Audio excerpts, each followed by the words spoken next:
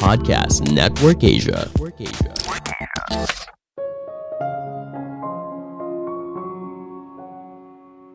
Tidak semua orang mengalami dampak resesi ekonomi yang sama. Ada yang bangkrut, ada juga yang mengubah ini menjadi sebuah peluang. Halo semuanya, nama saya Michael. Selamat datang di podcast saya, Sikutu Buku. Kali ini saya akan bahas soal resesi ekonomi dan apa yang harus kita lakukan.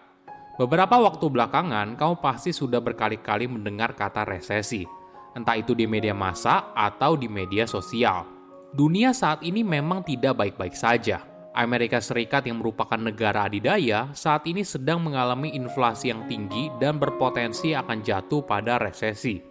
Walaupun saat ini belum begitu terasa, kita perlu bersiap untuk menghadapi kemungkinan apapun yang terjadi di masa depan. Mungkin istilahnya winter is coming. Sebelum kita mulai, buat kalian yang mau support podcast ini agar terus berkarya, caranya gampang banget. Kalian cukup klik follow. Dukungan kalian membantu banget supaya kita bisa rutin posting dan bersama-sama belajar di podcast ini.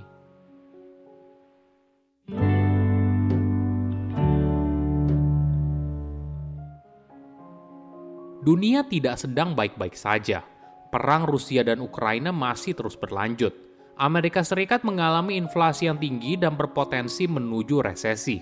Beberapa waktu lalu, Menteri Keuangan Sri Mulyani memperkirakan krisis keuangan juga akan melanda beberapa negara dalam waktu dekat.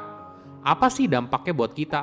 Resesi biasanya ditandai dengan tingkat pengangguran yang tinggi, gaji yang tidak naik, ataupun kalau naik itu sedikit sekali, pasar saham atau produk investasi lain yang anjlok. Secara definisi, ketika sebuah negara mengalami 2 kali pertumbuhan ekonomi kuartal negatif berturut-turut, maka negara itu disebut sedang mengalami resesi. Apa penyebabnya? Banyak faktor, mulai dari goncangan ekonomi, misalnya kenaikan harga minyak yang tiba-tiba, hingga kepanikan keuangan. Jika bicara soal resesi, kita tidak bisa memisahkannya dengan depresi besar yang terjadi di Amerika Serikat pada tahun 1929 dan berlangsung selama 10 tahun. Nama depresi besar muncul karena Amerika mengalami 2 kali resesi terburuk sepanjang sejarah berturut-turut, satu demi satu. Banyak ahli ekonomi masa itu kesulitan menjelaskan fenomena yang sedang mereka alami. Hingga ada seorang ekonom bernama John Maynard Keynes yang punya teori yang menarik.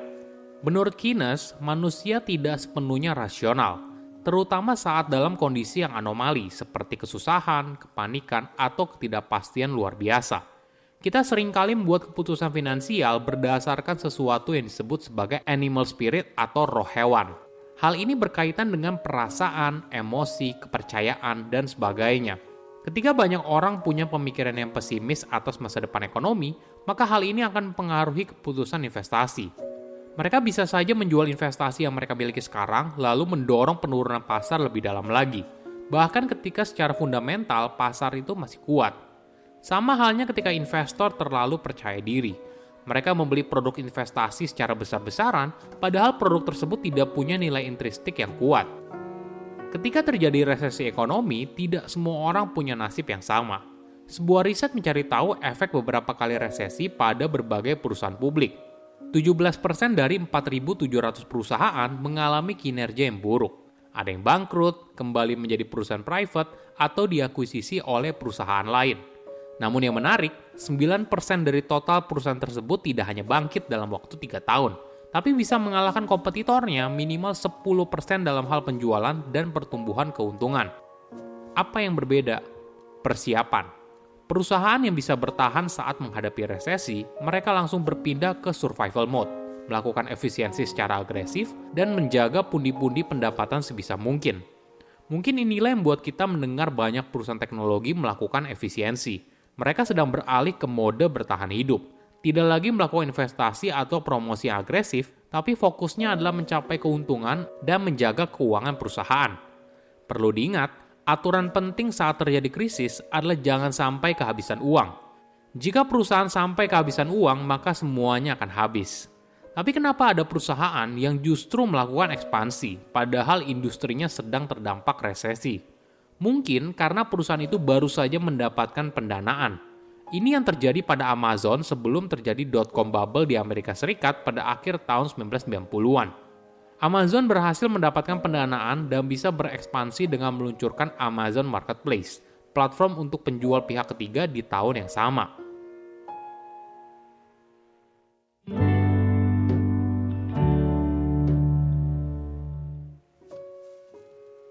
Bagaimana dengan kita, masyarakat biasa? Bagaimana caranya agar kita bisa bertahan dalam menghadapi resesi ekonomi dunia? Saya rasa kita harus mulai bersiap. Banyak negara dan bahkan pemerintah Indonesia sendiri sudah memberikan sinyal adanya resesi ekonomi dunia. Pertama, punya dana darurat. Jika kamu belum punya, mulai dari sekarang sisihkan sebagian dari penghasilan untuk dana darurat. Jumlahnya bisa bervariasi, bisa 3 bulan, 6 bulan, atau bahkan 1 tahun biaya pengeluaran bulanan. Yang paling penting, dana darurat ini sifatnya harus liquid. Artinya bisa kita gunakan kapan saja kita mau. Tidak ada yang tahu ke depannya bagaimana, misalnya tiba-tiba saja kita di PHK atau bisnis kita bangkrut. Tapi kita masih bisa bertahan dengan dana darurat yang kita miliki. Kedua, mulailah berhemat. Jika kamu terbiasa hidup sederhana, maka kemungkinan besar kamu tidak akan mengalami kesulitan saat ekonomi semakin berat, harga barang naik, dan sebagainya. Jangan besar pasak daripada tiang. Apabila ada cicilan yang sifatnya bukan kebutuhan primer, selagi bisa ditunda, maka ditunda dulu. Ketika ekonomi membaik, maka mungkin kamu bisa membelinya. Sebisa mungkin jangan menambah cicilan, apalagi yang sifatnya konsumtif. Ketiga, punya sumber pendapatan yang lain. Mayoritas orang mungkin terbiasa dengan satu sumber pemasukan, entah dari satu bisnis atau bekerja sebagai karyawan. Tapi di masa sekarang, banyak orang juga memiliki lebih dari satu pekerjaan. Internet membuat mereka bisa punya pekerjaan sampingan, entah jadi content creator, menjual barang online, dan sebagainya. Memiliki lebih dari satu sumber penghasilan penting untuk menjaga arus kas tetap sehat. Keempat, pilih investasi yang relatif stabil. Dalam kondisi ekonomi yang tidak menentu, kamu mungkin bisa mempertimbangkan untuk memilih instrumen investasi yang lebih stabil daripada yang beresiko. Tapi jika kamu tetap ingin berinvestasi di produk yang punya resiko tinggi, nggak masalah. Yang penting, gunakan uang dingin. Artinya bukan uang yang kamu gunakan untuk keperluan sehari-hari. Kelima, bersyukur dan bertahan. Setiap orang punya fase suksesnya sendiri. Nggak masalah kok apabila resesi membuat target finansial kamu mundur. Selama kita masih bisa bertahan dan kebutuhan dasar kita tercukupi, maka mungkin saja kita harus belajar untuk bersyukur. Poin ini penting agar kita tidak stres dan bersemangat untuk terus menjalani hidup apapun yang terjadi.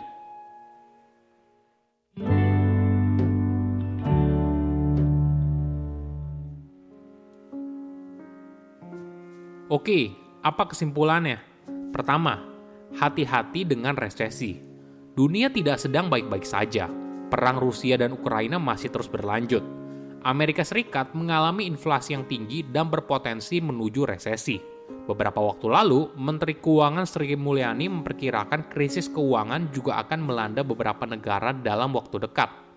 Kedua, manusia tidak mengambil keputusan dengan rasional. Kita seringkali membuat keputusan finansial berdasarkan sesuatu yang disebut sebagai animal spirit atau roh hewan. Hal ini berkaitan dengan perasaan, emosi, kepercayaan, dan sebagainya. Ketika banyak orang punya pemikiran yang pesimis atas masa depan ekonomi, maka hal ini akan mempengaruhi keputusan investasi. Mereka bisa saja menjual investasi yang mereka miliki sekarang, lalu mendorong penurunan pasar lebih dalam lagi, bahkan ketika secara fundamental pasar itu masih kuat. Ketiga, persiapan untuk menghadapi resesi. Mungkin saat ini masih belum terasa, tapi alangkah baiknya kita mulai bersiap. Kamu bisa mulai untuk menyisihkan penghasilan untuk dana darurat, bijak dalam menentukan cicilan yang baru, atau memilih instrumen investasi yang lebih stabil. Saya undur diri, jangan lupa follow podcast Sikutu Buku. Bye-bye. Halo semua, gimana podcast tadi? Semoga kalian terhibur ya. Jangan lupa mampir ke podcast AS Talk, Anissa ST Talk di Spotify bersama aku, Anissa Steviani. Di sana aku akan sharing berbagai isu mengenai keuangan, parenting, keluarga, dan isu-isu menarik lainnya seputar kehidupan yang pastinya akan berguna buat kamu maupun teman-teman kamu. Yuk mampir ke podcast AS Talk, aku tunggu ya.